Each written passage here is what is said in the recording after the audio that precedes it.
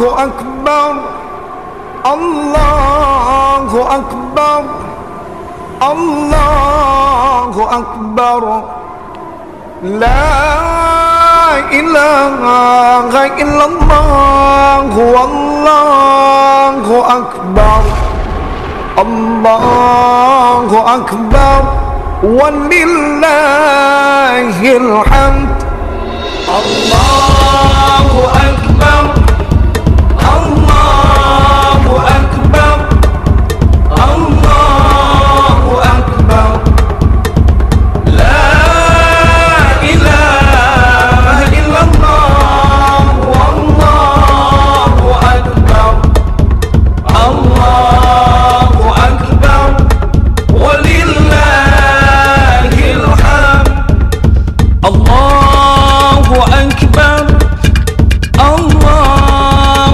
أكبر الله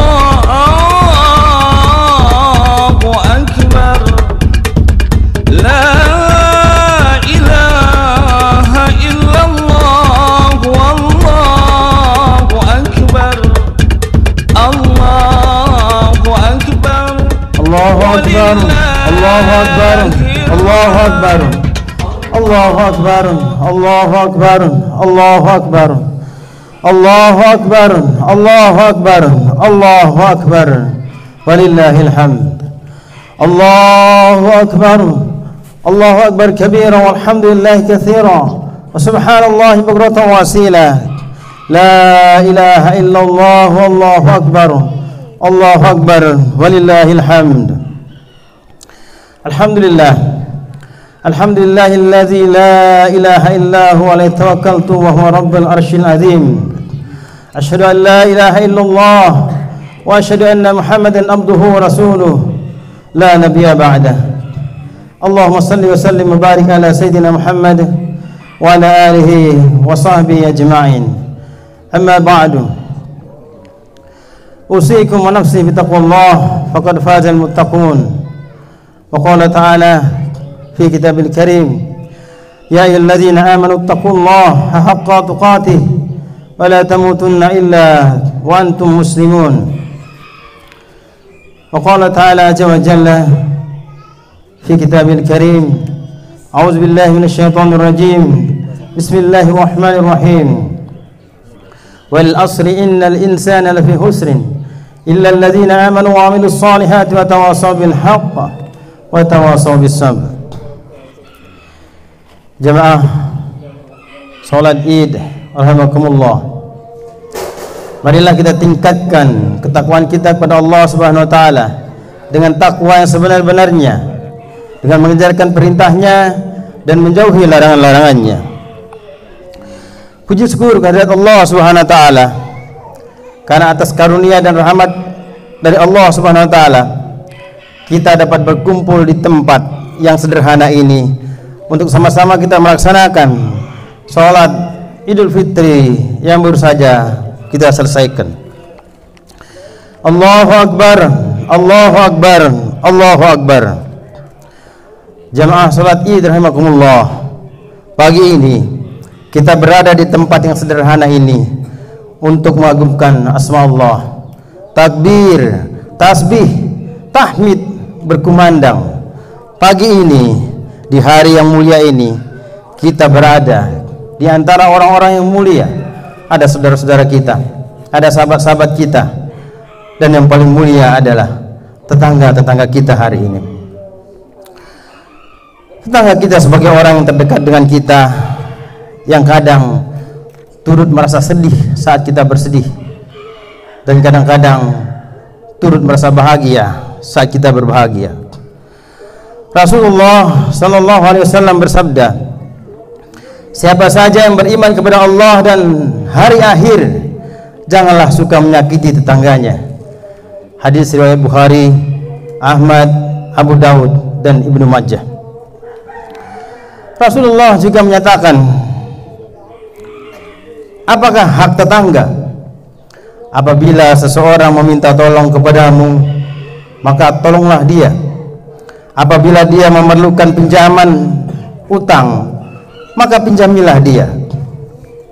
Apabila dia memerlukan sesuatu, maka berilah dia. Apabila dia sakit, kunjungilah dia. Apabila dia mendapat kebahagiaan, ucapkanlah selamat kepadanya. Apabila dia mendapat musibah, hiburlah dia.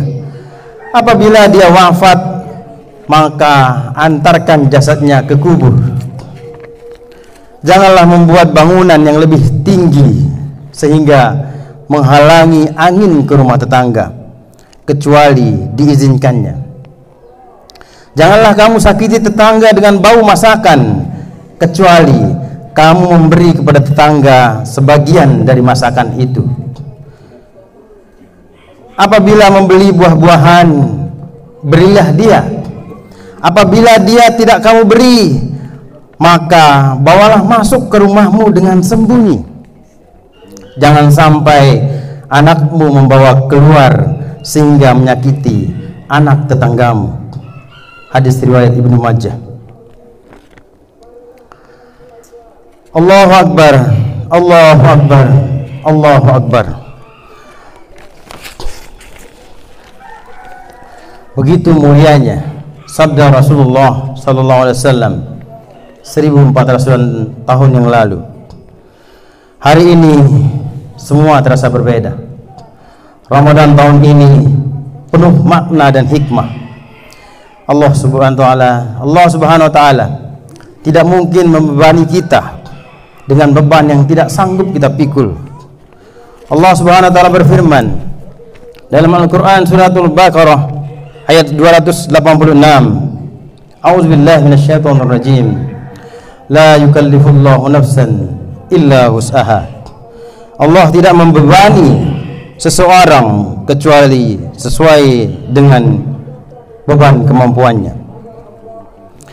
Jamaah Idul Fitri rahimakumullah, semua yang telah kita persiapkan hampir tidak berarti saat ini. Silaturahmi dan keluarga sepertinya sulit sekali. Bercengkrama dengan rekan dan sahabat sepertinya ada sekat. Bahkan untuk beribadah di masjid dan musalla sepertinya kita tertekan. Tapi semua berawal dari diri kita. Dengan sedikit-sedikit riak kita, ada kesombongan yang berada dalam diri kita, dan keangkuhan kita dengan keberhasilan kita, merasa diri kita lebih cerdas dari orang lain, merasa diri kita lebih pintar dari orang lain, merasa diri kita lebih taat dari orang lain. Sebagai suami, kita sering merasa angkuh terhadap istri dan anak-anak kita. Sebagai istri dan ibu, kita sudah merasa telah memberikan sesuatu yang terbaik untuk suami dan anak-anak kita. Dan yang lebih berbahayanya, dari dulu hingga sekarang ini, hingga saat ini, kita sebagai anak lebih pintar dan merasa lebih bisa daripada kedua orang tua kita. Tapi siapapun mereka, kedua orang tua kita, meskipun beliau sudah meninggal dunia ataupun masih hidup, keduanya telah menjadikan kita bisa seperti saat ini. Maka basahkan bibir kita dan benamkan dalam hati kita laku dan cara kita sebagaimana firman Allah Subhanahu wa taala dalam surat Al-Isra ayat 23. A'udzubillahi minasyaitonir rajim. Bismillahirrahmanirrahim. Wa qada rabbuka alla ta'budu illa iyyahu wa bil walidaini ihsana.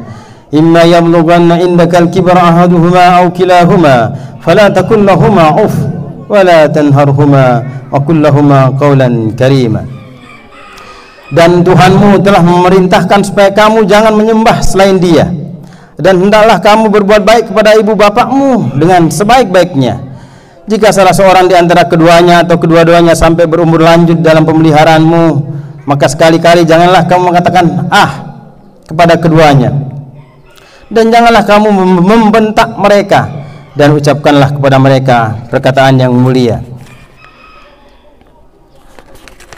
Jemaah salat Id rahimakumullah. Dan pada ayat ke-24 Allah Subhanahu wa taala berfirman dalam surat Al-Isra, A'udzubillahi minasyaitonir rajim. Bismillahirrahmanirrahim.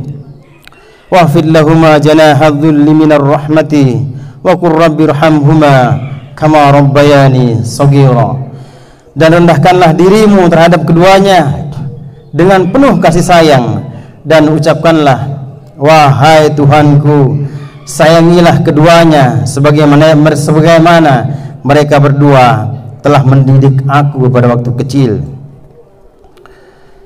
Saat ini Allah Subhanahu wa taala telah turunkan ayat kauniyahnya kepada kita semua, yang mesti kita baca dengan rasa, yang mesti kita baca dengan mata hati kita, dengan akidah keimanan kita. Adanya bencana dan wabah hari ini mempunyai hikmah yang besar untuk kita semua, dan mempunyai hikmah yang besar bagi orang yang mampu mengambil hikmah dari turunnya ujian dan cobaan dari Allah Subhanahu wa taala. Semoga kita semua dapat bermuhasabah, mengintrospeksi diri, dan tetap istiqomah dalam amalan-amalan Ramadan kita. Dan Allah Subhanahu wa taala semoga pertemukan kita dengan Ramadan berikutnya dengan suasana dan keadaan yang lebih baik lagi. Barakallahu li wa lakum fil Qur'anil azim, wa nafa'ani wa iyyakum bima fihi minal ayati wa zikril hakim. Aqulu qawli hadza fastaghfiru innahu huwal ghafurur rahim. Biasanya pulang mudik kemana Pak Guru? Ada Sumbawa nih. Sumbawa biasanya saya pulang, tapi tahun ini tidak bisa. Ada lain rasanya. Pulang ke Bima, Sumbawa Bima. Lai poda. Dia lain sekali nih. Biasanya setiap tahun pulang, tidak pernah tidak pulang. Jadi 10 hari sebelum Lebaran. Itu yang kebayang itu tanah kelahiran, sawah, kebun, sapi, kerbau. Ya sekarang di sini alhamdulillah bisa ketemu sama tetangga-tetangga. Tapi itu jasad di sini, hati di sana. Ya, pertama-tama saya mengucapkan dulu minal aidin wal faizin, mohon maaf lahir dan batin. Semoga semua amal ibadah kita selama bulan Ramadan kemarin diterima oleh Allah Subhanahu wa taala. Amin amin ya rabbal alamin. Untuk biasanya setiap kali Idul Fitri saya beserta anak sama istri biasanya pulang ke Lombok Timur. Itu sudah tiap tahun wajib. Bahkan saya sholat Idul Fitrinya di sana gitu.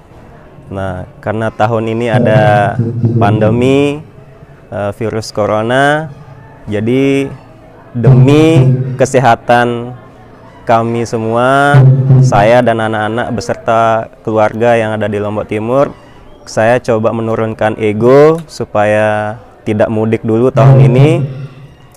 Perasaannya ya pasti sedih, sangat-sangat sedih karena tidak bisa berjumpa langsung dengan orang tua di Lombok Timur. Tapi alhamdulillah dengan kemajuan teknologi saat ini kita bisa berkomunikasi melalui video call misalnya, dan itu insya Allah tidak mengurangi kebahagiaan kita untuk bisa bersua dengan keluarga. Alhamdulillah bersama dengan para warga dan tetangga yang berada di komplek GSM lingkungan Moncokarya Kota Mataram. Jadi perasaan saya pada tahun ini tidak dapat berkumpul bersama di kampung kelahiran, yaitu di Lombok Timur. Tentu sudah sangat sedih rasanya tidak bisa di hari yang fitri ini tidak dapat secara langsung bertemu dengan kedua orang tua. Lewat jauh saya menyampaikan permohonan maaf. Semoga kita semua senantiasa dalam lindungan Allah Subhanahu wa taala dan senantiasa mendapatkan maghfirah serta rahmatnya.